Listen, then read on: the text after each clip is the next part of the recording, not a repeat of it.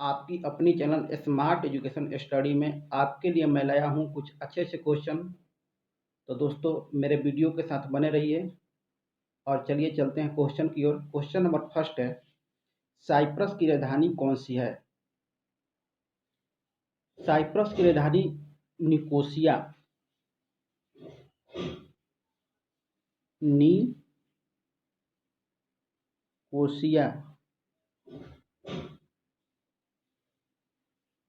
Cyprus की राजधानी होती है निकोसिया और साइप्रस की मुद्रा होती है पाउंड।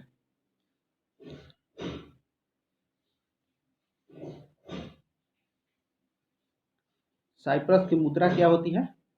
पाउंड होती है। याद कर लीजिए, राजधानी है निकोसिया और मुद्रा है पाउंड। और मैं इसके बारे में थोड़ा बता दूं कि एक बुरनोई एक देश है, याद कर लीजिए, जिसकी राजधानी है बंदर सेरी और इसकी मुद्रा है डॉलर। और एक मोस्ट इम्पोर्टेंट देश है किर्गिस्तान। तो किर्गिस्तान का जो राजधानी होती है बिश्केक और मुद्रा होती है सोम। मुद्रा क्या होती है? सोम होती है किर्गिस्तान का और राजधानी बिश्केक। और एक देश है पोलैंड, जिसकी राजधानी होती है वार्सा और मुद्रा होती है, राजधानी वर्षा और मुद्रा क्या होती है? जलोती। जो मुझे याद था वो मैं आपको बता दिया। अच्छे अच्छे देश है। चलिए चलते हैं नेक्स्ट क्वेश्चन की ओर। क्वेश्चन नंबर नेक्स्ट है, अरुणा आसफ अली को कहाँ भारतीय राष्ट्रीय कांग्रेसी ध्वज फहराने के याद किया जाता है? जो हमारे स्वतंत्रता सेनानी थी अरुणा आसफ अली, ये भारतीय राष्ट्रीय कांग्रेस के ध्वज फहराई थी कहाँ पर? तो ये भारत छोड़ो आंदोलन के दौरान, ये भारत छोड़ो आंदोलन जब 1942 में हुआ था। कौन सा आंदोलन हुआ था? भारत छोड़ो आंदोलन।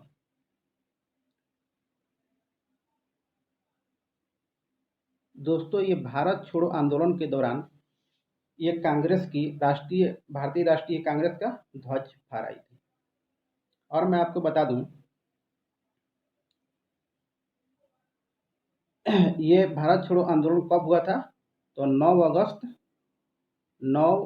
1942 को शुरुआत हुई थी भारत छोड़ो आंदोलन को। 1942 में ये आंदोलन स्टार्ट हुई थी और इस आंदोलन में गांधी जी ने करो या मरो का नारा दिया था। करो या मरो, करो या मरो का नारा दिया था। एक बार फिर से मैं बता दे रहा हूँ, अरुणा आसफ अली ये भारत छोड़ो आंदोलन के दौरान झंडा फहराई थी और इस आंदोलन का शुरुआत हुआ था 9 अगस्त 1942 को और इसी आंदोलन के दौरान गांधी जी ने करो या मरो का नारा दिया। क्वेश्चन नंबर नेक्स्ट है,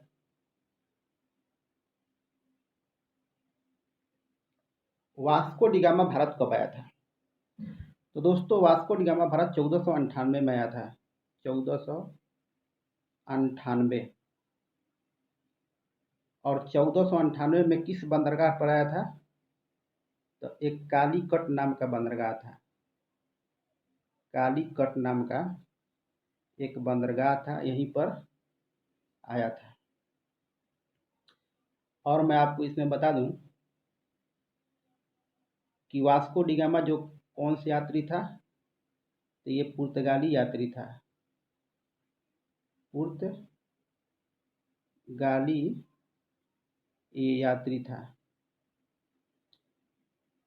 अब पुर्तगालियों ने प्रथम कोठी कहाँ पर स्थापित की?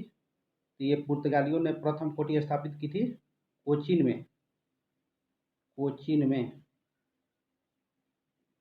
इम्पोर्टेंट टिप्स है दोस्तों, याद कर लीजिए, याद करना आपको जरूरी है। और अंग्रेज ने प्रथम कोठी कहाँ पर स्थापित की थी? तो सूरत में 1608 में की थी। क्वेश्चन नंबर नेक्स्ट है,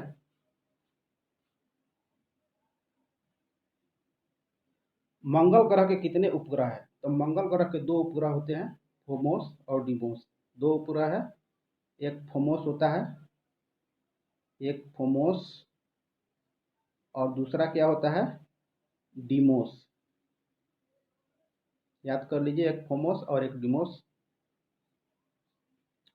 और मैं इसके बारे में बता देता हूँ, याद कर लीजिए कि मंगल ग्रह जो होता है वो सूर्य को परिक्रमा करने में 687 दिन लगाता है। मंगल ग्रह सूर्य की परिक्रमा करने में 687 दिन लगाता है, और इस ग्रह को लाल ग्रह कहा जाता है। इस ग्रह को क्या कहा जाता है? लाल ग्रह। और मैं आपको बता दूं मंगल ग्रह के बारे में कि इसमें आयरन ऑक्साइड की प्रधानता होती है। इसमें आयरन ऑक्साइड की आयरन आयरन ऑक्साइड की प्रधानता होती है। ठीक है दोस्तों, आयरन ऑक्साइड की प्रधानता होती है इसमें। और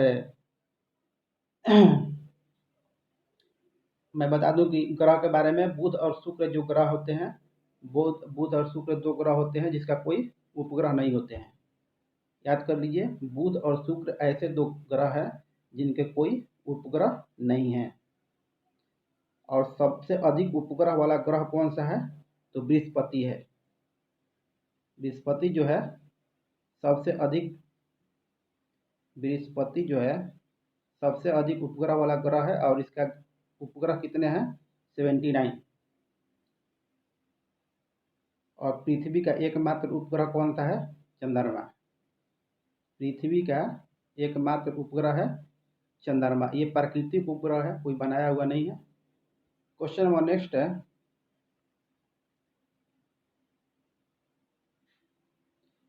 2014 में कौन सी लोकसभा का चुनाव हुआ था? तो दोस्तों 2014 में 16वीं लोकसभा का चुनाव हुआ था। कौन सा? 16वीं। लिख दूं मैं, 16वीं। और ये चुनाव कितने चरणों में हुआ था? तो 9 चरणों में हुआ था। ये 9 चरणों में हुआ था। और 16वीं, और एक बात जान लीजिए कि 16वीं लोकसभा में सबसे पहले नोटा का प्रयोग हुआ था। मतदान करने के लिए उपलब्ध कराया गया था नोटा का ऑप्शन उपलब्ध कराया गया था। और उस समय कितने सीटें थी लोकसभा की? तो 543, और इस समय भी 543 है। और एनडीए की पार्टी जीती थी। एनडीए की पार्टी जो जीती थी, भाजपा। और भाजपा का उस समय कितने सीट आई थी 2014 में?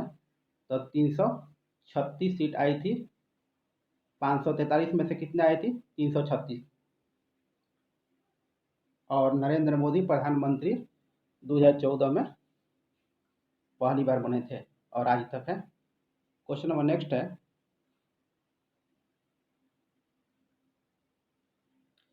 दाबुला का स्वर्ण मंदिर कहाँ पर पाया जाता है? तो दाबुला का स्वर्ण मंदिर कहाँ पर पाया जाता है? श्रीलंका में। श्रीलंका में श्रीलंका में पाया जाता है। और भारत में स्वर्ण मंदिर कहाँ पाया जाता है? तो अमृत भारत में स्वर्ण मंदिर अमृतसर में है। भारत में अमृतसर। और मैं आपको बता दूं कि मर्डेका पैलेस कहाँ पर है? तो मर्डेका पैलेस जकार्ता में है।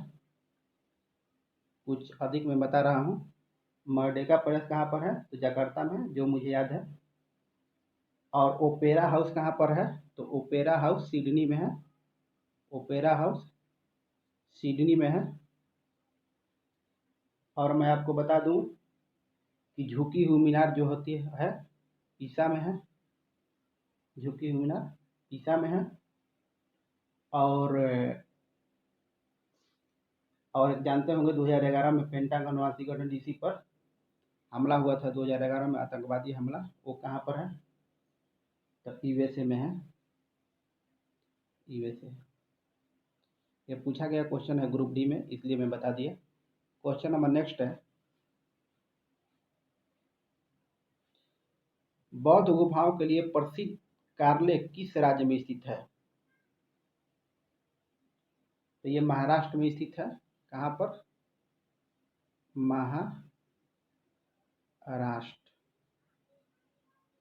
बौद्ध गुफाओं के लिए प्रसिद्ध कार्ले किस राज्य में स्थित है? महाराष्ट्र में स्थित है, याद कर लीजिए, मोस्ट इंपॉर्टेंट क्वेश्चन है। क्वेश्चन नंबर नेक्स्ट है, भारत की आज़ादी की लड़ाई के दौरान करो या मरो का नारा किसने दिया था? तो ये आप लोग जानते हैं, एम के गांधी ने दिया था। करो या मरो का मैं पहले भी बता चुका हूँ, एम के गांधी जी ने दिया था। ये गांधी जी ने दिया था। और मैं आपको बता दूं गांधी जी के बारे में कि डू एंड डाई कहा जाता है इसको इंग्लिश में। करो या मरो या डू एंड डाई का नारा किसने दिया था? तो गांधी जी ने दिया था। और दिल्ली चलो का नारा किसने दिया था? और दिल्ली चलो, तुम मुझे खून दो, मैं तुझे आज़ादी दूंगा, ये दोनों नारा सुभाष चंद्र बोस ने दिया था, नेताजी ने दिया था। क्या? दिल्ली चलो और मैं तुझे खून दूंगा, तुम मुझे आज़ादी दो। हे राम का नारा किसने दिया था? ये भी महात्मा गांधी ने दिए थे। हे राम का नारा किसने दिया था? महात्मा गांधी ने।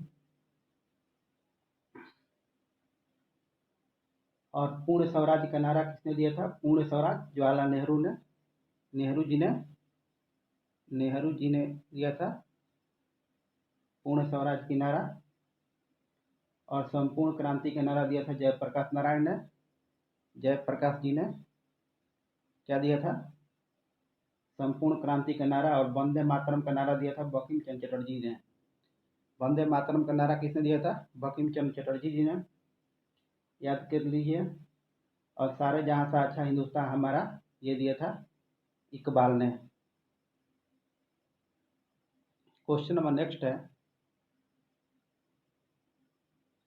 हमारी आंखों में लेंस की क्या काम है? तो हमारे आंखों में फोकस दूरी जो हम बढ़ाते हैं, घटाते हैं, वो हमारी आंखों में लेंस के कारण ही होती है। तो फोकस दूरी को बढ़ाना और घटाना, यही मेरी आंखों में लेंस का काम है। लिख देता हूँ मैं, फोकस दूरी को बढ़ाना या घटाना, यही फोकस दूरी के लेंस के काम है। हमारी आंखों में लेंस का काम क्या है?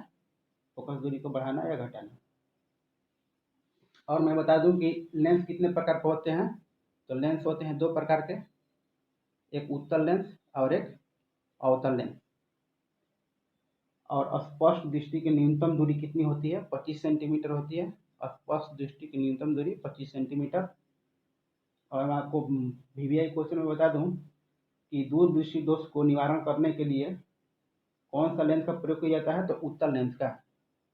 दूर दृष्टि दोष के निवारण के लिए उत्तल लेंस। और निकट दृष्टि दोष के निवारण के लिए अवतल लेंस की प्रयोग किया जाता है। अंग्रेजी में इसे कनकेव लेंस कहा जाता है, कॉन्वेक्स लेंस कहा जाता है।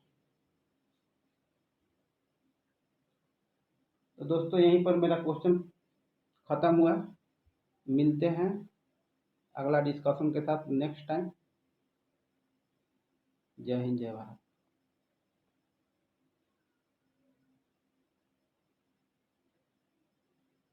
और दोस्तों मेरे चैनल को सब्सक्राइब कीजिए और लाइक कीजिए।